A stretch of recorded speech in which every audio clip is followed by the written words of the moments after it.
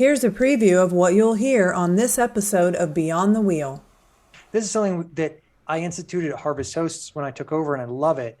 We never raise prices on people. So we still have thousands of members at Harvest Hosts who are paying $44 a year because that's their grandfathered rate. Nice. And as long as they stay an active member, we're never going to push it up. You know, I feel like it's like nice to thank them for their loyalty, right? Unlike other subscription services we have where every year it's like, or every couple of months they're like, price has gone up. You're like, okay, I've been a loyal customer forever. Like, you're just gonna raise prices on me? So yeah, we don't raise prices on people. Now enjoy the show.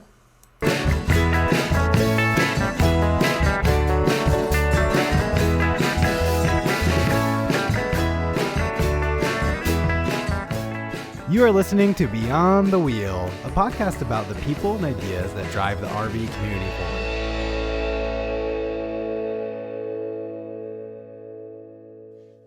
This episode is brought to you by Battleborn Batteries, the best name in the RV and marine industry.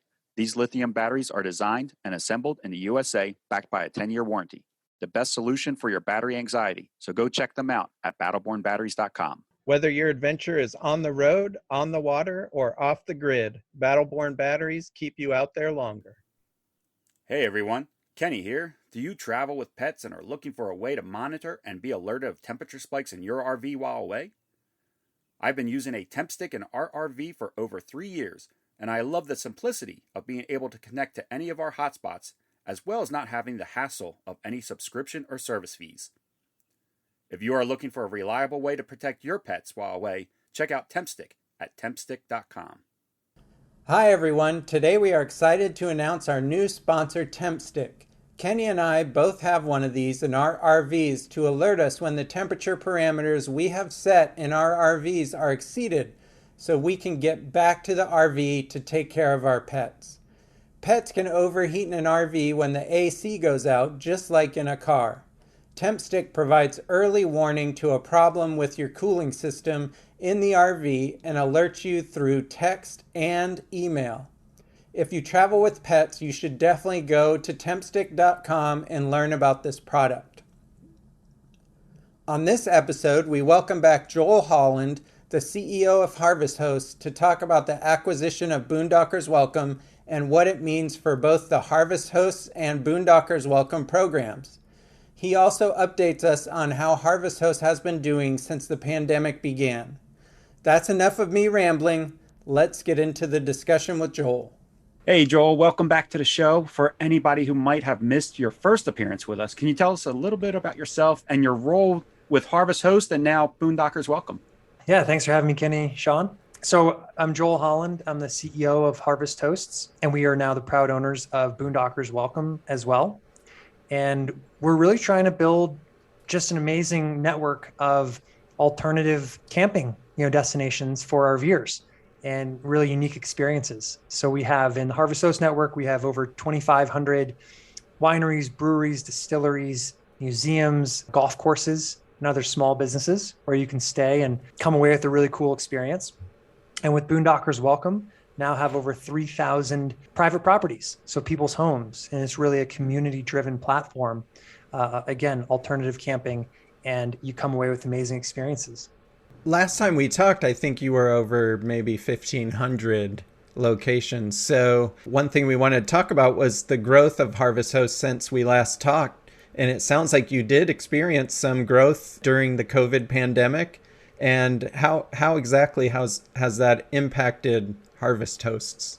Man, COVID is one of these bittersweet things, right? Where obviously it's awful, but it had a really positive impact on the RV world and on road travel and on getting people back out into nature. And so for as bad as it was, and it is on the health side of things, I think mentally people are just happier because they're now out exploring. I mean, you look at the national parks, state parks, it's like all-time records of attendance. And it sucks. It took a pandemic to wake people up to get them into nature, but I'm glad they're doing it. So we've seen that spillover effect in our company. Membership at Harvest Hosts has, more than doubled during the pandemic, and host locations we've added about 1,000, in the last year. A lot of this is we're running with it, right? We know that the RV sales are all-time highs. They're more RVers than ever. And we really want them to experience our product because we genuinely believe that it's a fun product and it makes RVers happier. And so we've been doing a lot of advertising. We continue to spend millions of dollars on Facebook and other online channels. We did a national television campaign that was very fruitful, and we've been hiring very quickly.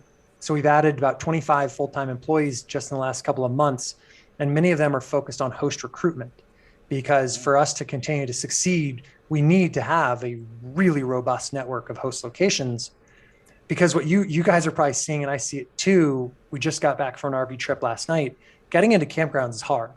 And it's frustrating, right? And like, to me, RVing is a spontaneous activity. You wake up, whatever you're feeling for that day, you go with it. And now it's a little bit tough to do that because you have to call ahead, make plans. We bank on cancellations. Like, literally, it's the only way we can do it last minute is we hope for cancellations, but that's stressful too. So I'm trying to make sure with Harvest Hosts and Boondockers Welcome, now over 5,000 locations, tens of thousands of additional spots for people. We're trying to increase the locations that people can stay. So we'll keep hiring and keep focusing on recruiting heavily. Yeah, that's really important. And this was a first for me. I've been RVing for 4 years. I drove up here to the Winnebago Rally from Arizona, and I called ahead at a campground, which I've always done in the past, the KOA, and they had no space for me. I was like, this is a first. This is never. So we need these spaces now more than ever. Are you guys growing faster than you expected? Are you hitting your mark, like, because of what happened with COVID in 2020? Or are you? Yes. Yes, much faster. Taking you by surprise that way, did you have to kind of reevaluate, readjust, or change anything in your planning? Yeah, totally. We basically became a much larger organization than I expected to be at this point. Right. So I bought Harvest Host 3.5 years ago from the original founders. My goal was that it was going to be a lifestyle business, right? Like, I love RVing. My wife and I RV. We now have a seven-month-old daughter.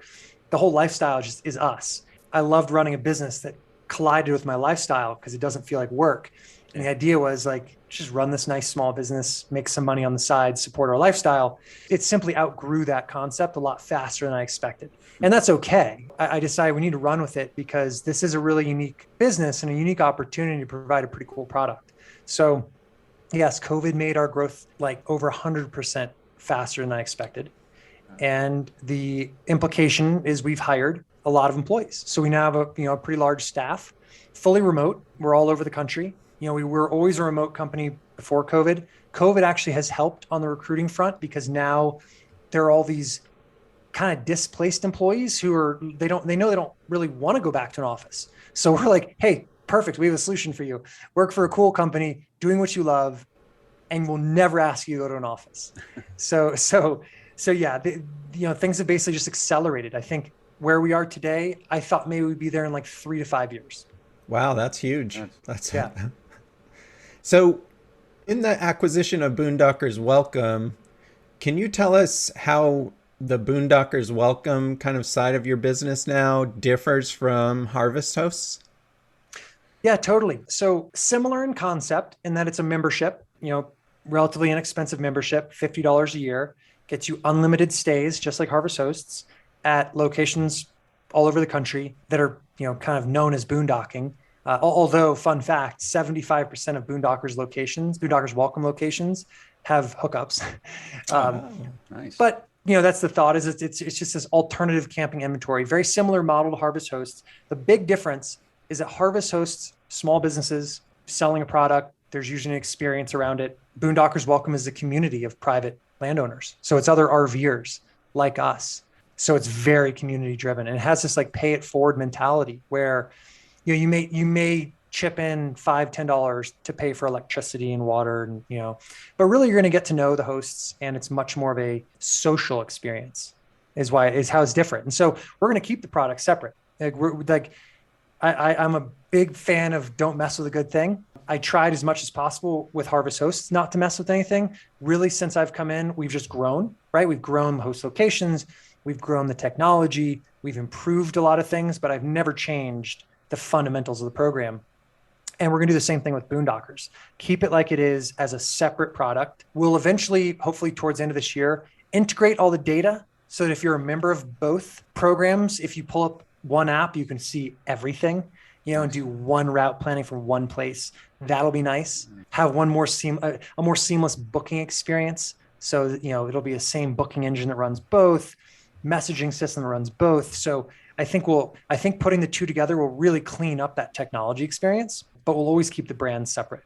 And I think if I remember correctly, Harvest Host, when you purchased it, I think you tried it a couple times first and you liked the experience and you thought, oh, this is a great idea. Is that similar to Boondockers Welcome? Like, how did you get attracted to Boondockers?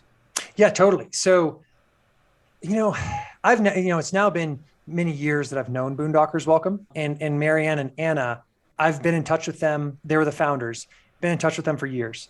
And really going back to when I first got involved with Harvest Hosts, I immediately started talking to them because I really like what they were doing. And I told them that. I said, look, I'm not coming into the space to try to compete with you or crowd you out. I think what you're doing is awesome. We're really sticking with our lane, small businesses. Let's be friends. And we kept this great relationship over the years. Eventually I kind of heard through the grapevine from them loosely that they were ready to retire and move on to the next thing. They'd done it for a long time. And so I put my hand up and I was like, look, you know me, you know our business. I promise we'll take good care of your child. Let's do this. But that's really, I love the business because the experiences are incredible, just like Harvest Hosts, but it has a great reputation like Harvest Hosts. Like anyone you speak to who has used Boondockers or been a host at Boondockers, it's a very positive force. And I really like being involved with those types of companies. Other than the platform, like you said, you might join. So if people are members of both, they can see it all in one application. Other than that, you don't anticipate any merging of the two different entities, so to speak? Well, from a corporate structure, yes, totally merged. But from a user experience, I like the idea of keeping the brands separate. We will eventually create, again, towards the end of this year, a bundle so that you can purchase Harvest Hosts, Boondockers, Golf, kind of put them all together in a premium package for a lower price. And so that's something we're working on right now, figuring out the pricing and all those things. Eventually, I think I think the really big opportunity here is once we cross promote Boondockers Welcome to the Harvest Host membership base, which by the way is closing in on 200,000 members. So it's a large group. Wow. When we say, look, you can have a free Boondockers Welcome membership if you're a host. And that's kind of the program, right? I think we'll grow from 3,000 Boondockers Welcome locations to our goal is 5,000 by the end of the year. So adding a couple thousand, I think we might be pleasantly surprised and far surpass that. But I think that's another massive benefit is opening up the Boondockers Welcome host platform to a couple 100,000 of our members. I think we'll see some pretty big numbers. Yeah, so you're not going to change that. If you host with Boondockers Welcome, you can also use Boondockers Welcome. You don't anticipate changing that model that they've been successful with so far. No, totally. We've always had this policy at Harvest Hosts that as a host, if you want a free Harvest Host membership, you're welcome to it. Now, a lot of our small businesses don't RV, so they don't use it, but a number of them do. But no, look, we're at the end of the day, we are beyond grateful for anyone who hosts, right? They are our program. And so for us to offer them a free membership is the least we could do. And so that's certainly what we're going to keep doing for Boondockers. We're going to simplify it. Right now, they have a pretty complicated credit system. So it's someone stays, you get a credit that you can use for a couple months of free. We're just going to say, look, if you're a host, it's free, very simple. And so that will make it easier. For the guests, is there any expectation of change of services for them if they're part of Boondockers Welcome right now? After the merger is complete, is it complete? It's complete. Yep. So would they expect any changes, and vice versa? As people that have been using Harvest Hosts, are they expecting changes on their end as a user? No, so what we've told them to this point is nothing's going to change for now. The only changes are going to be improvements, and those improvements are going to be better technology, better app integration, and more locations. So just like Harvest Hosts, when we bought it, it had 600 locations.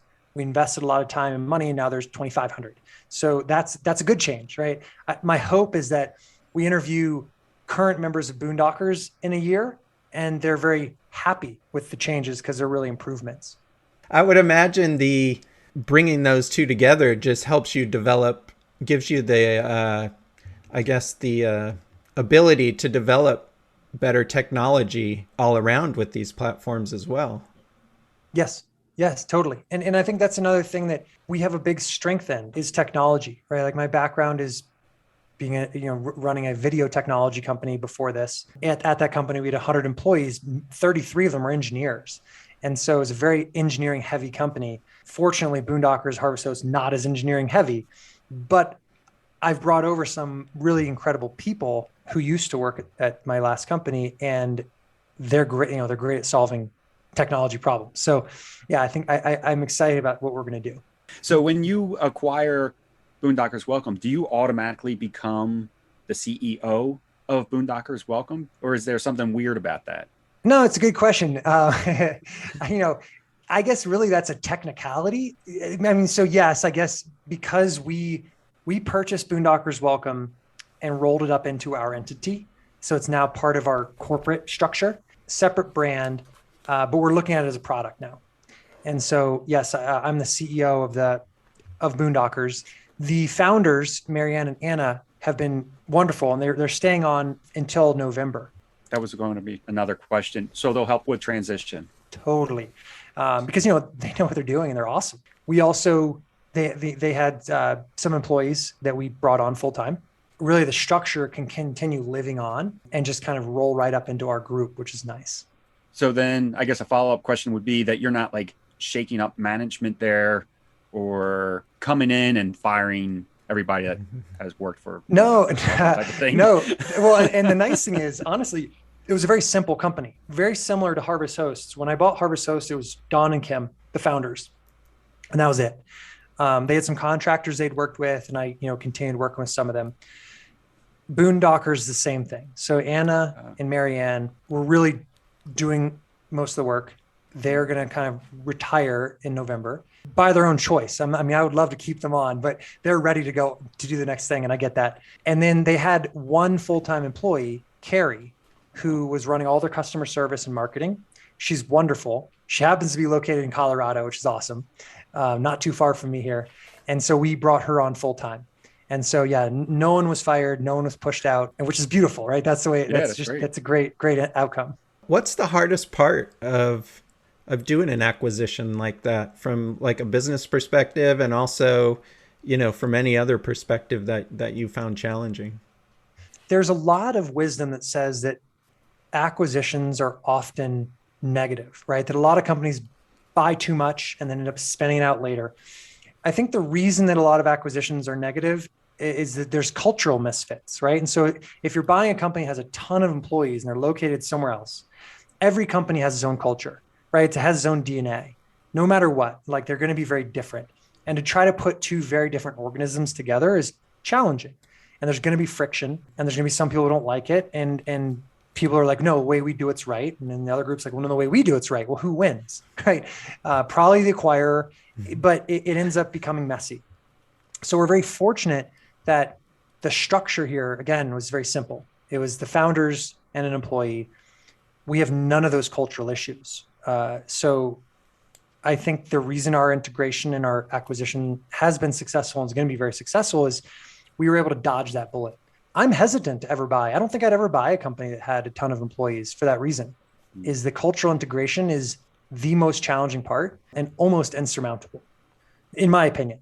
I'd rather focus on my existing business or build, right? I mean, like whenever you acquire a company, there's always this build versus buy question, right? Like, can I recreate what's out there? Why would I buy it versus recreating it?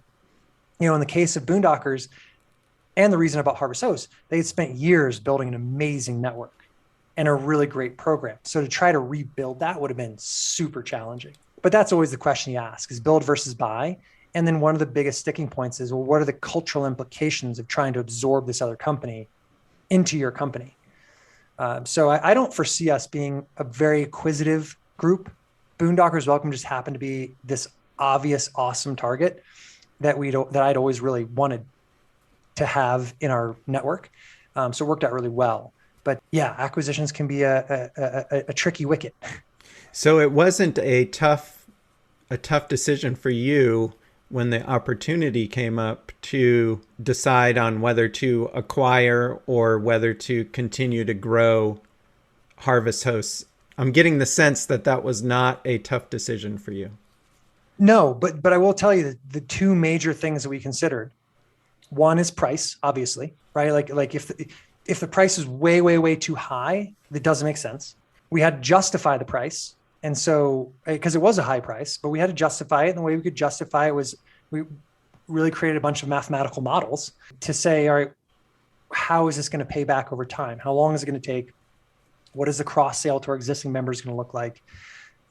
Et cetera. The second big consideration is how distracting is this acquisition going to be on our core business? Because Harvest Hosts was and still is growing very quickly, right, with our traditional model.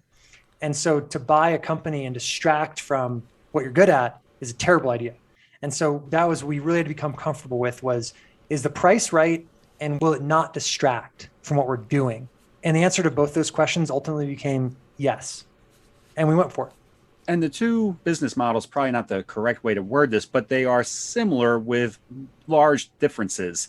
But I would imagine that the two companies now combined can really kind of help each other kind of learn from each other about growing, because both companies have shown great growth in short periods of time. So I'm sure there's like aspects of Harvest Host that you can implement into Boondockers Welcome to help it continue on the pace that it's going and the speed, and vice versa.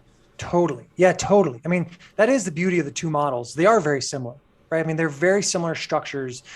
Like, had Boondockers Welcome if it had been a pay per night program instead of a membership, it wouldn't have worked.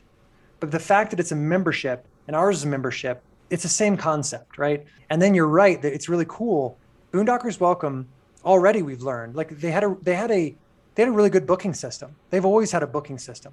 We only recently in the last few months developed our own booking system at Harvest Hosts. We've now been able to take a lot of cues from Boondockers Welcome for things that work really well in their booking system that we hadn't thought about. And we've started porting them over to ours. And then on the flip side, we have a really good app with Harvest Hosts. It's really well designed. It's powerful, route planning. Boondockers Welcome doesn't. I mean, it works, but it's really new. I mean, it's only been out a couple of months. They were still trying to figure it out. Well, we've had 3.5 years to figure it out. So we know the features that need to be pushed into their app. In reality, we'll probably just create one combined app. But yeah, it's cool. Learnings go both ways for sure. How does the booking system work on Harvest Hosts? So we have a system we rolled out in May called Request to Stay. And essentially it's a calendar system. And so if you pull up a host location, traditionally you'd see a phone number, you'd call and say, hey, I'm a Harvest Host member, do you have a place to stay? Well, now if that host is on the Request to Stay system, you'll just see a link that says Request to Stay. Click, you'll see a calendar. And then you'll see days on the calendar grayed out if they're unavailable or available. You click it, put in your request notes. It already knows, like our system knows the length of your rig and knows that you fit the requirements. And you might put a little note in there like, hey, I'm Sean, really excited to come visit you, this weekend. You submit the request. It is then sent to our hosts by email and SMS text message if they've opted into that. And they can then very quickly click a link to review your request and accept it or decline it. And ideally that all happens pretty quickly. And so now we have 1,400 of our hosts are on the Request to Stay system. And we've done over 100,000 stays through the system in the last few months. So it's working well. And the feedback we've gotten from members, they love it. It's just because it's easier, right? It's easier than having to make a bunch of phone calls, wait for calls back. You can click a couple buttons, it's just easier. And it's easier for the hosts because if their inventory's full, the phone doesn't keep ringing, right?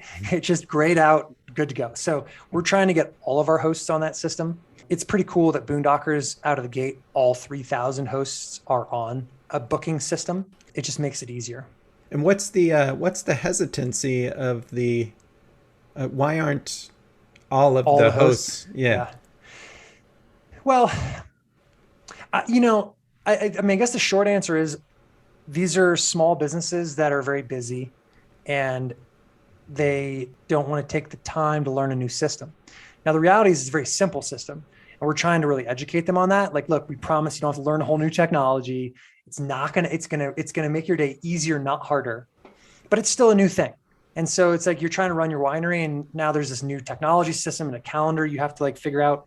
Again, it's not hard, but I think that impetus is on us to educate. So the remaining hosts who aren't on there yet, we're really actively reaching out to them, calling them, emailing them to say, hey, like, let's give this a try. We think you'll like it. Yeah, and I think once they see the stats that you just mentioned, I mean, seems like it's working great for half your hosts.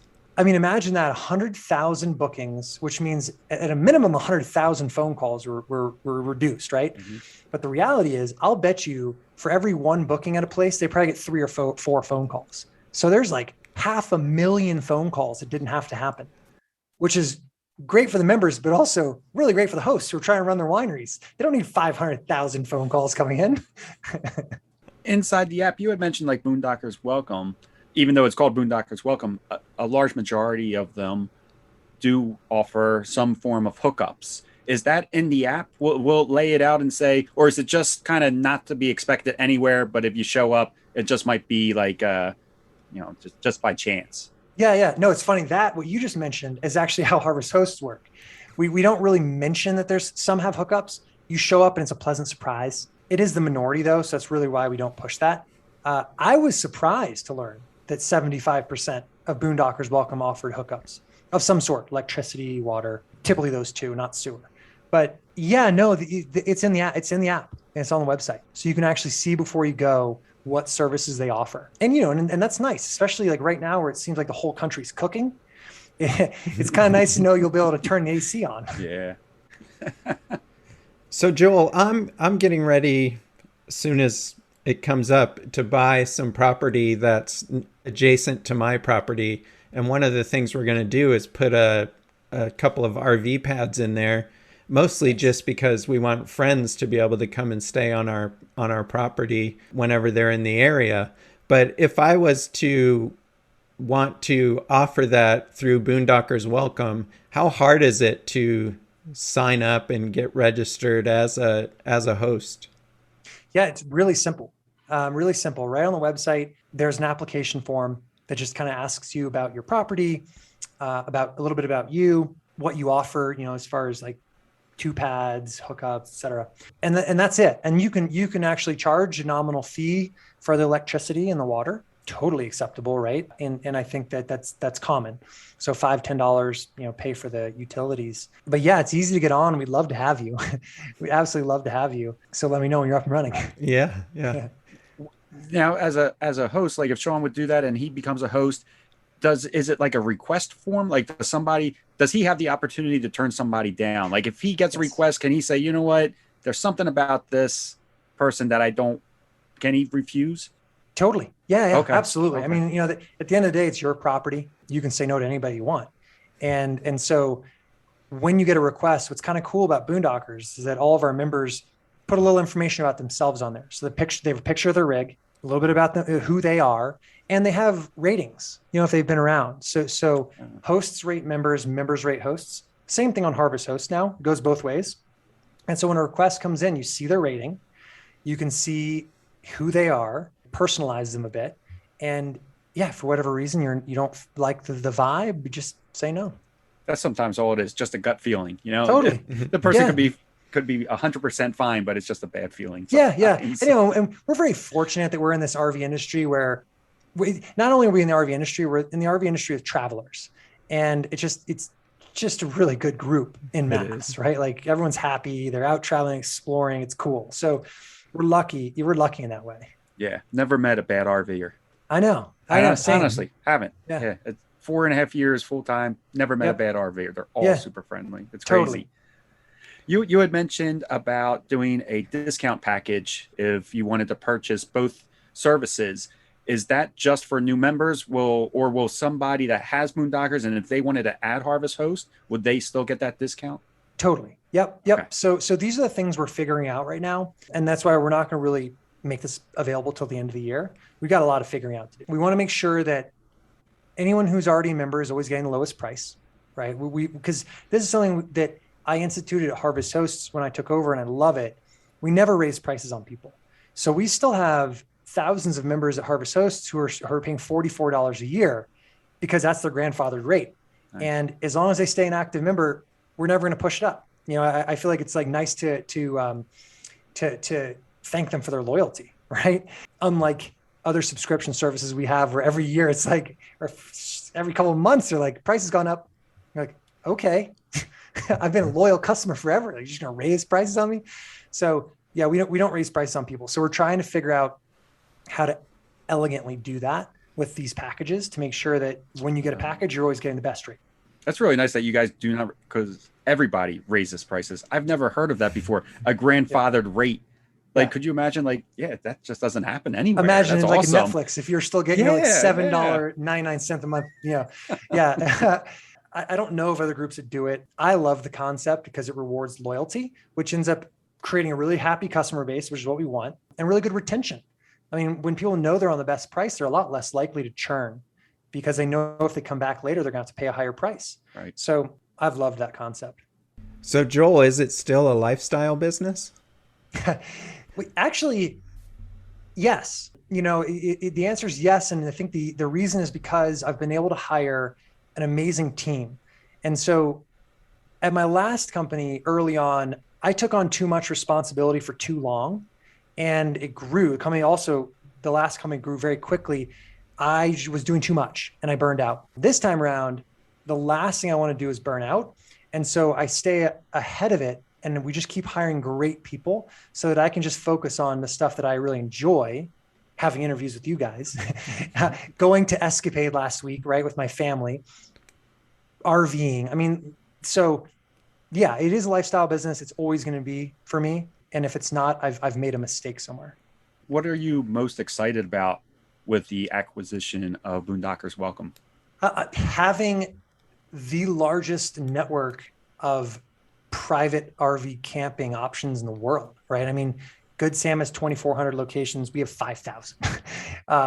It's cool. And I'm excited to grow that, right? Like, I want to get to 10,000 locations and 100,000 spots. I mean, I want this to be the largest inventory of alternative, amazing RV camping options out there. That's our mission, kind of our rallying cry at Harvest Hosts, is to provide amazing RV camping experiences. It's just that simple. And I think Boondockers helps us continue pushing towards that. And I should probably know the answer to this, but I don't. Are you US and Canada, or is it US only? Yeah, US and Canada, especially now because Boondockers Welcome was a Canadian company. And so now it's now a US company, but we now have structures and pay taxes in Canada, all these things. But no, we have, even with Harvest Hosts, we have over 150 hosts in Canada. And I forget exactly how many Boondockers locations, but hundreds. So yeah, every Canadian province, and the border's opening up, August 6th, something like this? It's coming right up. I think so. Somewhere in early August. So 6 or 9, but that's cool. Finally, good gracious. And I think we'll start to, see that flow across the border, which will be nice. You're not technically a US member or Canadian member. If you purchase your Harvest Host or Boondockers in the United States, you can use the Canadian locations and vice versa. Totally. Yeah. You're it's really, we're North America, because we do have some locations in Mexico, not a ton, but we do have some, especially Baja California. I mean, we have a number of them right there. But yeah, no, if you're a member, you can use anything on this continent. We're in all 48 states and Alaska. We've had a couple hosts apply from Hawaii, which I think would be cool, just to say we have all 50 states. Yeah. Pretty tough to get from here to Hawaii, but maybe you ship a tire. I don't know how it works. So Joel, we wanted to start something new with you as the experiment on our podcast, and all the CEOs and business owners that we talked to, we wanted to ask some rapid fire type questions to you. If it doesn't work, we'll cut it out of the podcast, but hopefully it works. And we're just curious about the answers to some of these questions. So if you don't mind, we'll test it out. Hit it. All right. So the first one is, how much TV or streaming do you watch in a normal week?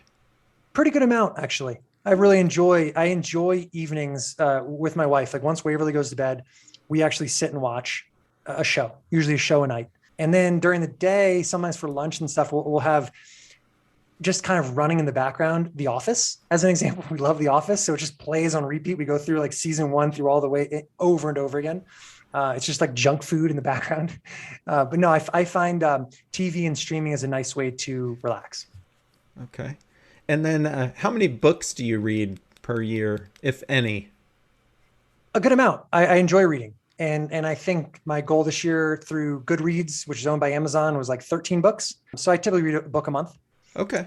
And then I like to listen to audiobooks in the car or in the truck, right, when we're driving. So then another, 6 to 10 audiobooks through Audible. And mostly fiction or nonfiction? Mostly nonfiction. I really enjoy business books. I mean, like right now I'm reading the new book about Jeff Bezos that really just like chronicles his rise and everything. I find it fascinating to learn about other businesses, but I also like fiction. I tend to listen to more fiction than read it. Yeah, I like sci-fi. I like post-apocalyptic stuff. So yeah, it's all good. And then we know the answer to if you RV or tent camp, but how often are you able to take your RV out and go on a trip? Yeah, well, so the answer is I do both. I love both. We live here in Vail, Colorado. I tent camp many times a year. Like basically any open weekend where we're home, we'll go out in the woods and find friends, go hiking, go camping. It's awesome. And then the RV, we keep our fifth wheel in Grand Junction, which is 2 hours west. And we'll usually take that out I'd say like 2 to 3 months out of the year. We're on the road doing like a longer trip, a nice trip to Oregon or back to Virginia. And we have a truck camper. And then we take the truck camper on shorter little excursions as well. So, all in, yeah, good amount of the year spent camping in one way or another. Oh, that's great. Oh, that's awesome. What is, other than Harvest Hosts or Boondockers Welcome, you can't answer that, but what is your favorite outdoor camping or RV related product you've purchased? Well, okay, I'll go for a membership first. I really like Good Sam for their exclusive trip planning tool. And it's to me, it's a good tool because you can plan, your route A to B, and then plot all the, not just Good Sam parks, but private campgrounds and public campgrounds. So if I'm going from here to Oregon, I can very quickly see where all the hot spots are based on how many campgrounds there are. And then you start clicking around, and I like their rating system. So you can 0 to 10 ratings, and we want to be at ones that are more like 9s and 10s. So I really enjoy the Good Sam membership. Of course, we get discounts. KOA, I love our KOA membership because I really like KOAs. Physical product, one that I find myself using the most these days, propane fire pit. A couple of different manufacturers make them, but I love it. Pop it right into our propane, especially now with fire bans in so many places. Being able to pull your own propane out, it's nice. Your own propane pit. You don't smell like smoke. And so there's a lot of nights where we want to sit out by a little fire, but I don't want to have to take a shower and I don't want to be covered in smoke. Mm-hmm. It's kind of nice. So I think that's my favorite physical product. My favorite thing about the propane fire pit is that I'm able to turn it off just whenever I want. So I don't have to set up a fire, light it, wait for it to get going. If I just want to be out there for 15 minutes with a little fire while drinking coffee, or 20 minutes, turn it on, I turn it off, and I'm done. And yeah, you're not worried that you're that guy that just created another 500,000 acre fire. Oh my God. Yeah. Well, Joel, before we let you go, is there anything else that you wanted to talk about that we might have missed that you want to highlight, especially related to the recent acquisition? No, I think we're going to keep having a really good time. Both companies are wonderful companies, wonderful products. They both serve the same great community. So we're gonna keep growing our team, growing both products. If anyone listening has any suggestions for things we can do better or differently, you can always reach out to us, which is awesome. And then I think the only thing I'd say in ending, there's been a lot of grumblings about how many more RVers there are and how packed it is out there and how hard it is to get into campgrounds. And all this is kind of true. It's certainly busier than ever. But I will say we just got back from a 10-day RV trip and we were fine, right? Like we made it work. We were able to end up getting into all the parks we wanted to through cancellations. I had to call and bank on cancellations, but a ton of people cancel. I mean, what's wild is, Kenny, you were mentioning the KOA you went to that was full. So we stayed at KOA yesterday in Grand Junction, KOA Holiday, probably one of the more popular parks, totally sold out. We got a cancellation, so we got in. Awesome. But then I was amazed while we were there, 3 or 4 sites were empty. They just never showed up. And so had someone driven in, they would have been fine. So I think that the fears of overcrowding are a little bit overblown, but you still obviously need to do some more preparation than normal. Yeah, that's excellent advice, actually. So thanks so much, Joel, for coming back on, and we really appreciate you taking the time to chat with us about the growth of Harvest Hosts and Boondockers Welcome. So thanks so much, and like we said last time, I think you're welcome back anytime on the podcast, and we look forward to seeing your growth in the future. Awesome. Thanks, guys. Appreciate it. We absolutely love when Joel comes on the show. He is so transparent with his answers, and he has such great insight when it comes to business and the RV industry. We appreciate his time and wish him the very best with the new acquisition of Boondockers Welcome. If you haven't already, go over and check out the website of harvesthost.com and Boondockers Welcome for some truly unique camping opportunities. Take care, everyone. Safe travels, and we will catch you next time. This episode is brought to you by Battleborn Batteries, the best name in the RV and marine industry. These lithium batteries are designed and assembled in the USA, backed by a 10-year warranty. The best solution for your battery anxiety, so go check them out at battlebornbatteries.com. Hey everyone, Kenny here. Do you travel with pets and are looking for a way to monitor and be alerted of temperature spikes in your RV while away? I've been using a temp stick in our RV for over 3 years, and I love the simplicity of being able to connect to any of our hotspots, as well as not having the hassle of any subscription or service fees. If you are looking for a reliable way to protect your pets while away, check out TempStick at tempstick.com.